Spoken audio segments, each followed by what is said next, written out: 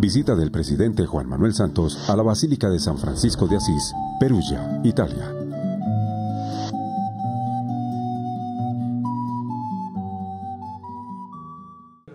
La primera pregunta es de Fray Joseph. Es un novicio inglés de 22 años y se la dirige al presidente Santos. Presidente, you made a courageous... Ha hecho usted una decisión, ha tomado una decisión muy valerosa, muy valiente, al dar continuidad a este proceso de paz. Sin embargo, vale la pena tomar decisiones impopulares.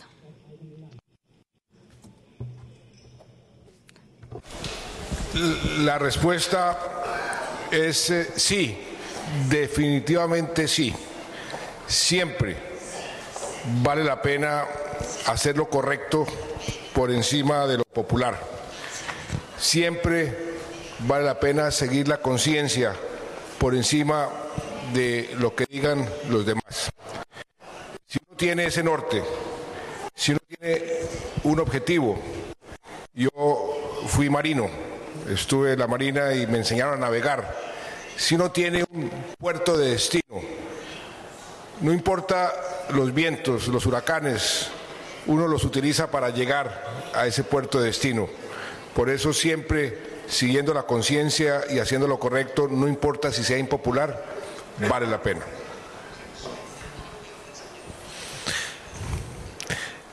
Grazie. Gracias. Fra Roberto. Fray Roberto. Fray Roberto es otro novicio franciscano. Una pregunta para la canciller Merkel.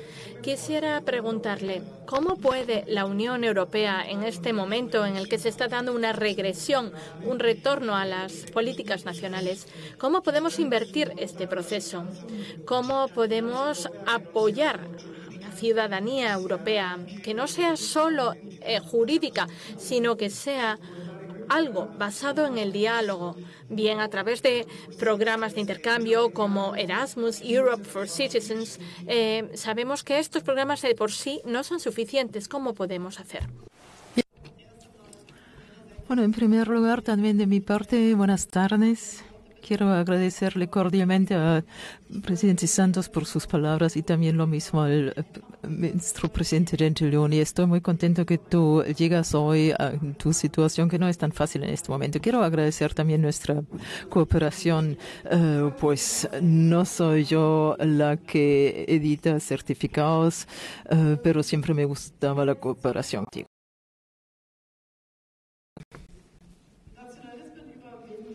Superar el nacionalismo.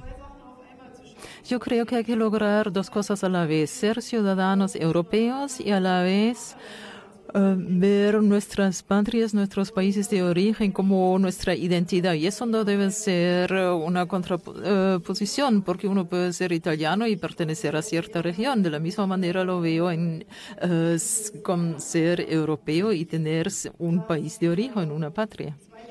Un terruño. Lo importante es que tengamos dos cosas. Por un lado, interesarnos los unos de los otros. Hay los programas que usted mencionó, Erasmus, Erasmus Plus, para aquellos que no cursan carreras universitarias, son muy importantes. A la vez, la iniciativa del Parlamento Europeo de Jean-Claude Juncker de regalar a jóvenes de 18 años tickets de tren llamado Interrail para conocer y viajar por toda Europa. Me parece una iniciativa muy, muy buena. Es necesario interesarse por el otro, ser receptivo, abierto. Lo que a mí me llamó la atención a lo largo de los últimos años en Alemania, por ejemplo, cuando había los problemas del euro, ahí vi algo que no deberíamos hacer. De esto estoy convencido. Es decir que los alemanes son de esta manera, los italianos, los griegos de esta manera. Sino es importante diferenciar. Esto es la lección de San Francisco. No existen los italianos o los alemanes. Existen alemanes que no les gusta trabajar en absoluto. Y no existen los estereotipos. Una vez que caemos en los estereotipos, destruimos a Europa. Europa está compuesta por seres humanos distintos, de distintas raíces, y todos y cada uno tienen que tomarse en serio mutuamente. Esto es mi convicción con respecto a Europa.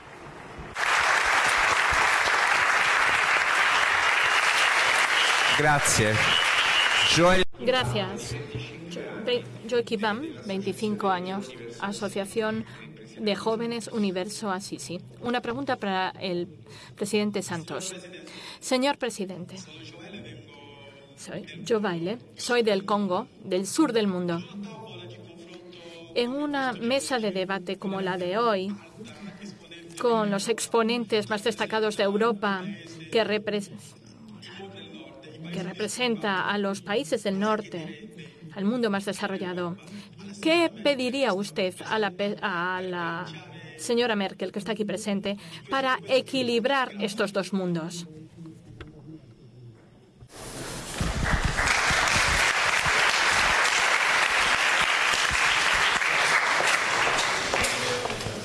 Me pone usted en aprietos.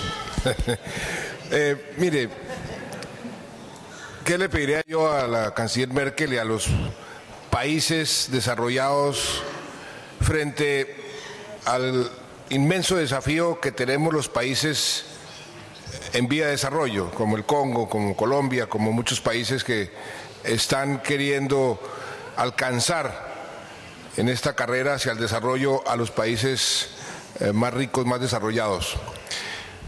Yo diría que lo mismo que dentro de nuestros propios países debemos hacer con los más vulnerables, con los que se han quedado rezagados en las políticas de desarrollo, darles oportunidades, ofrecerles acceso a lo básico, a lo importante. Parte de ese acceso tiene que ver muchísimo con tal vez el vehículo más efectivo de movilidad social, de progreso, que es la educación. Si los países desarrollados hacen un gran esfuerzo para ayudar a los países que están más atrasados a que tengan una buena educación, un acceso a una buena educación, eso contribuiría enormemente a cerrar las brechas tan vergonzosas que hoy tiene el mundo entre los ricos y los pobres.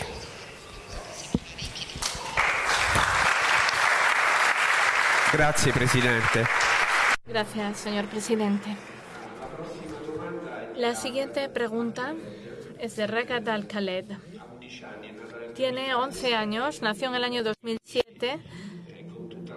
En 2015, junto a su familia, tuvo que salir de su país, de Siria, y actualmente está acogida por Auxilium, que es una cooperativa de acogida para los refugiados. Hola. Señora Presidente Angela Merkel, soy Ragat, soy de Siria y he venido aquí con mi familia y hemos huido de Siria.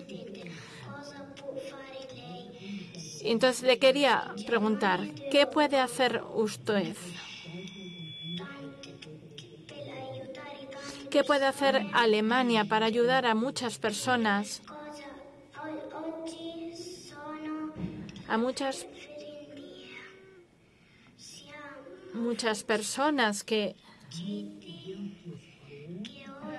somos refugiados, a muchas personas que están en campos de refugiado en Libia y que no han recibido ayuda como nosotros. ¿Podríamos ayudarlas como han hecho con nosotros?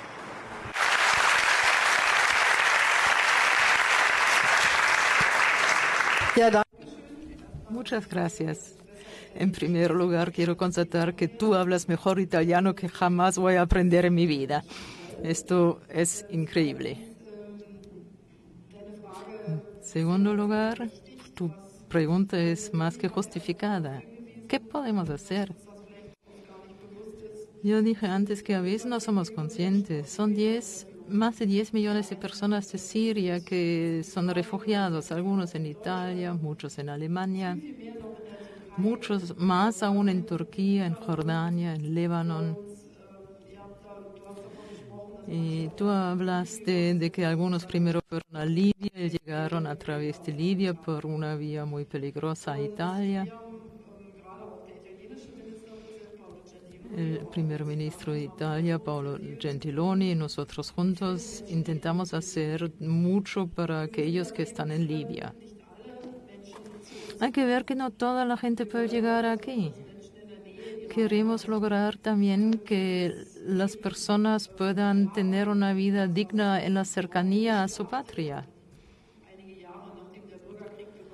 Después del inicio de la guerra civil, no nos dimos cuenta que los refugiados en Líbano, en Jordania, estaban solos. Se dejó solo también a los respectivos gobiernos. Por lo tanto, primero incrementamos las condiciones de vida en estos países para lograr que los niños puedan ir a la escuela. Ahora estamos dedicando nuestra ayuda a Libia. Nos ayudan la Organización Internacional de Migración, el ACNUR, la Asociación de las Naciones Unidas para Refugiados. Exigimos, por ejemplo, del gobierno de Libia obtener acceso a los campamentos para que los campamentos estén abiertos, que se tenga acceso a ellos.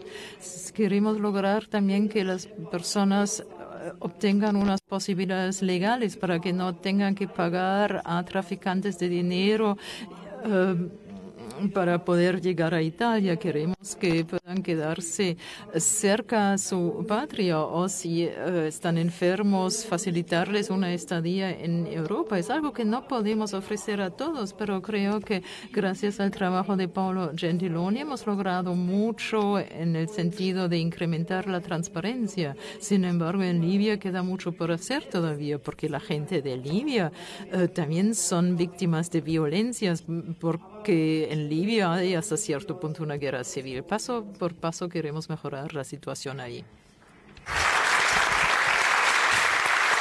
Grazie, canceliera. Muchas gracias, señora canciller, y gracias a Ragat. La siguiente pregunta es de Ansu Sinche, de un refugiado de Senegal de 19 años, para el presidente Santos.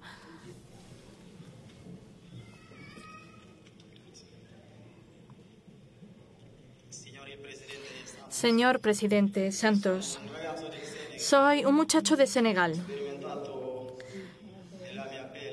En mis propias carnes he vivido en los campos libios la violencia y el odio, de lo que son capaces los hombres cuando se olvidan que son hermanos. Quisiera a usted, que ha logrado con mucho valor llevar la paz a Colombia, ¿cómo puede nacer el perdón y la concordia entre las gentes? Muchas gracias.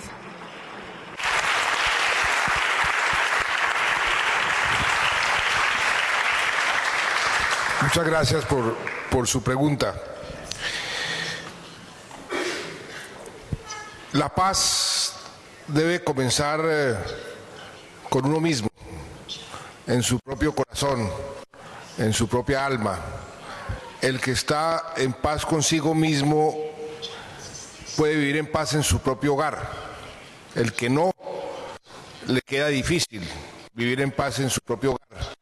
Si el hogar está en paz, las comunidades alrededor del hogar también pueden vivir en paz. Y así sucesivamente.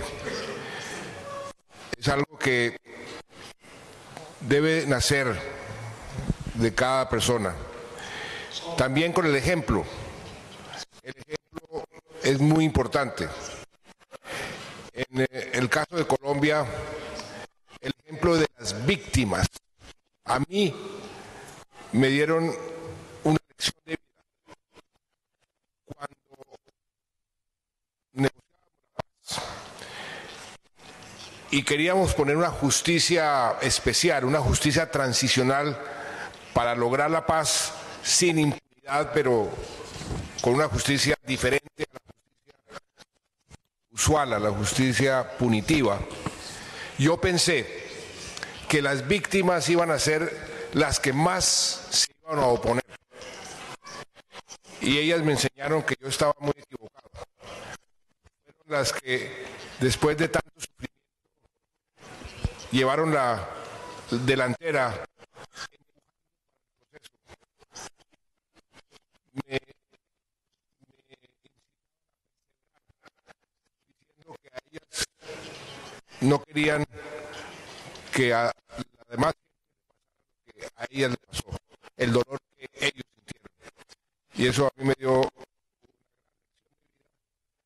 y me enseñó que sí se puede aprender a perdonar, sí se puede aprender a aceptar las diferencias, y ahí lo que hay que hacer es perseverar, no importa lo difícil que sea, hay que continuar porque es más noble para una sociedad que alcanzar la paz. Grazie. Gracias.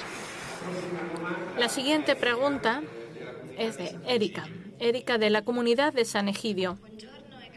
Buenos días. Muchas gracias por brindarnos esta oportunidad. Tengo una pregunta muy sencilla. Nace de una curiosidad. ¿Con qué sueña la canciller alemana? ¿Y qué sueña a la plena luz del día para nuestra Casa Europa? Bueno, yo sueño que los jóvenes sin trabajo, sueño de que los jóvenes que hoy día no tienen trabajo, que quieren implicarse, que estos jóvenes tengan trabajo y encuentren algo que les da sentido a su vida y que les dé un sustento para la vida, para fundar una familia, criar hijos. Mi sueño es que, o mejor dicho, es raro, yo estudié físicas de joven, me fijé mucho en las ciencias naturales, pero con la avanzada edad ya me es cada vez más importante tener una relación estrecha con nuestra historia. Estamos viviendo mucho en el presente y creo que el que no mira hacia atrás tampoco puede llevar la mirada hacia el futuro. Y cuando nos hacemos una idea de las tareas de las generaciones anteriores, ver cuántas dificultades tenían que superar. A veces me siento avergonzada porque no tengo suficiente, no tengo tanta continuidad. Por ejemplo, con la guerra de 30 años, en 1648, las negociaciones eran de 8 años. El presidente Santos negoció durante años. Ahora, si por ejemplo con Ucrania en las negociaciones no hay un resultado dentro de un año, todo el mundo dice, ay, que eso ya no tiene sentido. Lo que a mí me conmueve mucho es cuando viajamos,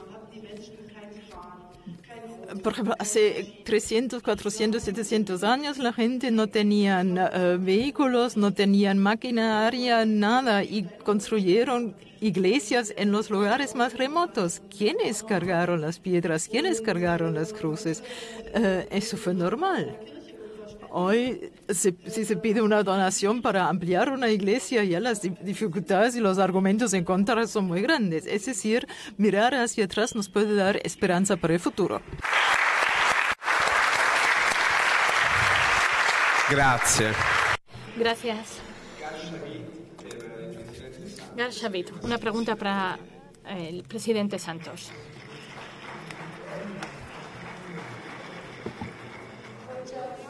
Buenos días.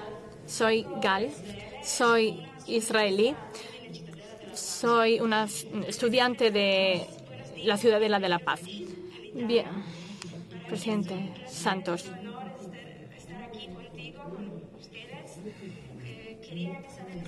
Solamente per decirlo, Rondine es la asociación a la que pertenezco, Rondine, alberga a estudiantes procedentes de zonas de conflicto en el mundo. Nos sentimos muy honrados de haber recibido por primera vez a 2 jóvenes colombianos este año. Desde julio están con nosotros. Yo creo que los conflictos no se resuelven solo con un acuerdo de paz, sino también con un compromiso activo en la fase posterior. ¿Cuál ha sido el papel de la sociedad civil en el proceso de paz? Y tras el referéndum del octubre de 2016, ha surgido un nuevo acuerdo. Un acuerdo que involucra también a la sociedad civil. ¿Cuál es el papel que desempeña la sociedad civil ahora?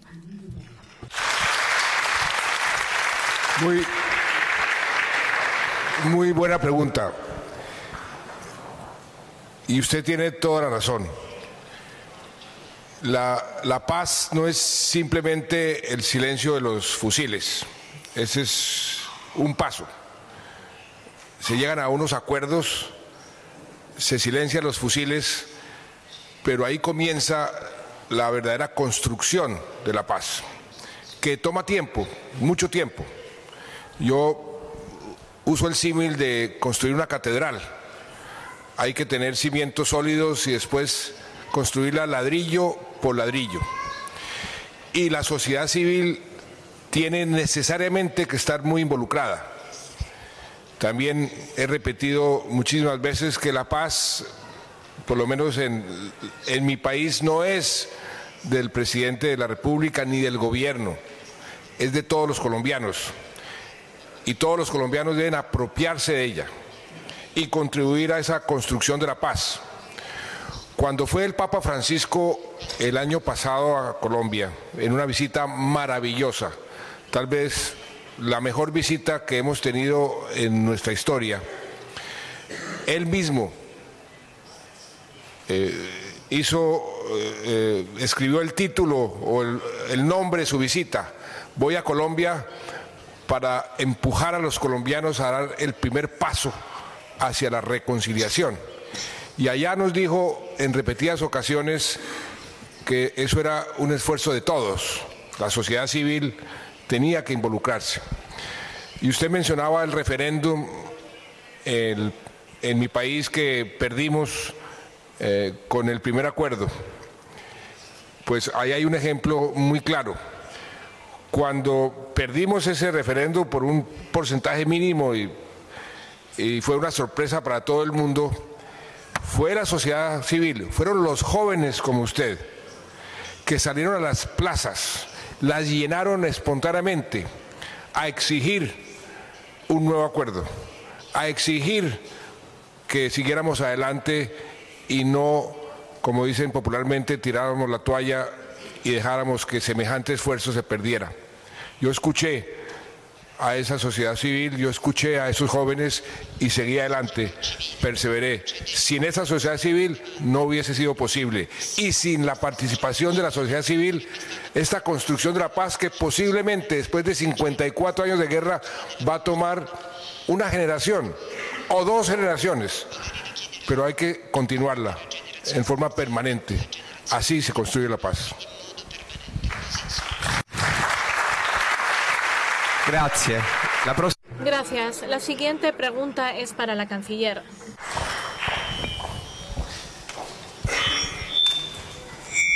Canciller Merkel. Señora Merkel, en este momento histórico caracterizado por las tensiones internacionales, la lucha contra el terrorismo, ¿cómo se está produciendo el proceso de integración? Habida cuenta de las políticas populistas en donde la acogida del extranjero cada vez es menor. ¿Qué puede hacer Europa para dejar que entren de forma legal los refugiados?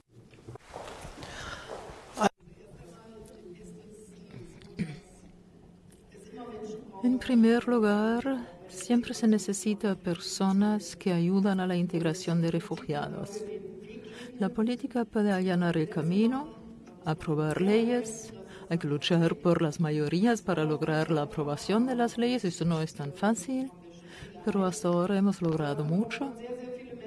Y a continuación se requiere a mucha gente que ayuden a aquellos que llegan a buscar refugio en nuestros lados. La integración no es una calle de sentido único. No es suficiente decir que los que llegan tienen que aprender eso y lo otro. Es cierto que tienen que aprender mucho, la mayoría está muy dispuesto a ello, pero a la vez tenemos que ponernos en el pellejo de ellos. Llegar a Alemania desde la perspectiva de mucha gente es un país muy raro, con las reglas que tenemos, la burocracia que existe, donde no se entiende por qué hacer una cosa de tal manera. No se entiende por qué esta es la vía en Alemania, otra no, y si no hay quienes ayudan a los otros para superar esas dificultades, no pueden recuperar su autoestima. Tenemos que considerar a las personas como un enriquecimiento de nuestra sociedad. Por lo tanto, es importante que la sociedad sea receptiva, sea abierta. Las sociedades cerradas que se cierran son, en el fondo, sociedades que a lo largo no podían preservar su prosperidad. La cultura exitosa en la historia fue una cultura del intercambio regulado, de una manera abierta de manejar las cosas. Hay muchos ejemplos en la historia que demuestran que los muros no ayudaron, el aislamiento no ayudaron. El muro chino, por ejemplo, nos enseña mucho sobre estos aspectos. En Alemania también tuvimos una experiencia en el sentido de que somos mucho más felices sin el muro, aunque ello también lleva a la par muchos problemas. Usted se ha referido a la entrada legal a Europa. Es cierto que siempre van a haber refugiados. Vamos a acoger personas refugiados o personas que quieren estudiar carreras universitarias, por ejemplo, de África, y que quieren estar un tiempo en Alemania, pero no en Europa.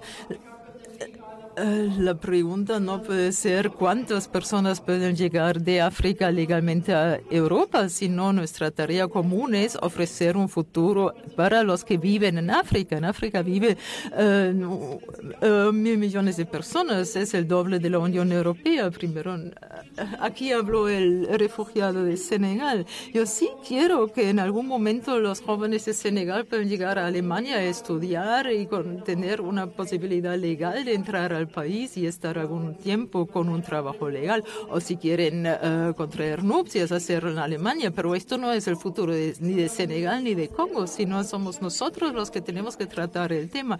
Nosotros, los europeos, causamos tanto daño en África, creamos tantas dificultades a través del colonialismo. Ahora es importante decir, planteamos juntamente lo que ustedes quieren para que quieran quedarse en su patria, porque el proyecto de futuro no puede ser un continente sin habitantes, sino es importante que haya un intercambio legal, pero la tarea principal es que los jóvenes ven el futuro en su propio país. Hablé antes de la necesidad de contar con un trabajo, de fundar una familia. Esto también es válido para África. Gracias. Otra pregunta.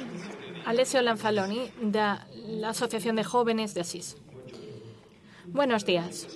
Llevo 2 años siguiendo el conflicto de Yemen, que está alimentado por bombas que se producen en Cerdeña por una empresa de la Rheinmetall.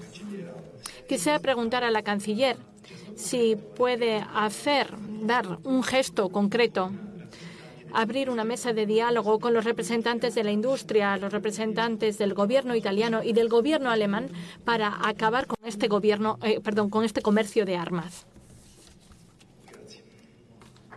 Muchas gracias.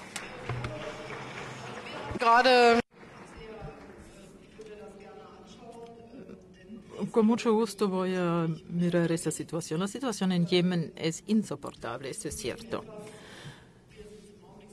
Por lo demás, otra cosa es, nos concentramos mucho en Siria, en Libia, pero si uno piensa en los hambrientos en Yemen, son 15 millones de personas amenazadas por hambrunas. Esta situación es dramática en este país. En el nuevo acuerdo de coalición de gobierno, para formar gobierno, que es nuestra pauta para trabajar, dijimos que con todos estos países que están involucrados en la guerra en Yemen, a estos no les queremos suministrar más armas, porque queremos priorizar una solución pacífica. Pensamos también que las conversaciones bajo los auspicios de las Naciones Unidas tienen que intensificarse porque necesitamos una solución política. Por lo tanto, con mucho gusto voy a mirar este caso concreto de Rheinmetall y Sardinia, pero tenemos una resolución de principio, dado que vemos esta situación como una situación muy complicada y compleja y difícil. Grazie, forse c'è spazio per un altro. Quizá hay espacio todavía para otra pregunta. Buenos días a todos. Buenos días, señora canciller.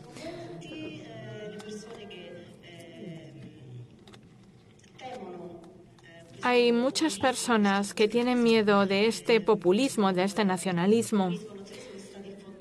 El populismo alemán que se está difundiendo en Alemania y también en Italia y en toda Europa. Desde su punto de vista, ¿qué se puede hacer para responder a este fenómeno?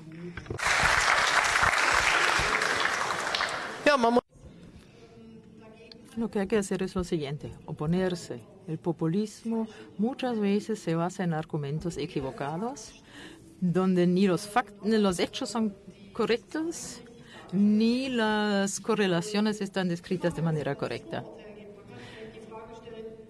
Bueno, hay que preguntarse si se está asignando un prejuicio, entonces hay que rechazarlo enseguida. Por lo tanto, hablé de los estereotipos, los musulmanes, el Islam. Siempre cuando se habla de esta manera hay que decir, stop, parar de aquí, esto no es mi manera de ver las cosas. Justamente en los tiempos de los medios digitales, tenemos que recurrir a la educación, tenemos que esclarecer esos mecanismos y apostar porque exista mucha gente valiente que dicen la vida no es tan fácil como aquí se nos lo quieren plantear. Cuando el problema es complejo y la solución es fácil que se ofrece, cada uno tiene que mantener una actitud crítica de los que están contra el comunismo, no comunismo, sino en ese caso, contra el populismo. Bueno, yo me crié en un país comunista, por eso tuve esa asociación. Pero esa es la forma de cómo actuar contra el populismo. No se dejen engañar cuando se les presentan soluciones fáciles a situaciones complejas, porque la vida es más compleja que estas soluciones fáciles y sencillas, y no actúen con estereotipos. Esto va muy rápido, a veces incluso yo misma veo que, bueno, sí, fue en tal y tal lugar. Bueno, siempre actuar contra los estereotipos también en uno mismo, aunque es difícil. Y cuando se trata de actuaciones contra otras personas, invitarlos. La mayoría, las que están en contra de los refugiados, la mayoría de ellos nunca han tenido contacto con refugiados.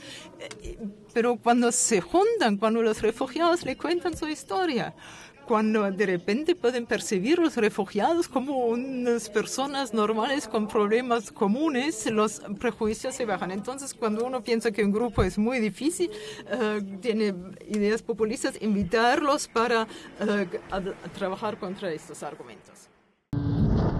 Visita del presidente Juan Manuel Santos a la Basílica de San Francisco de Asís, Perugia, Italia.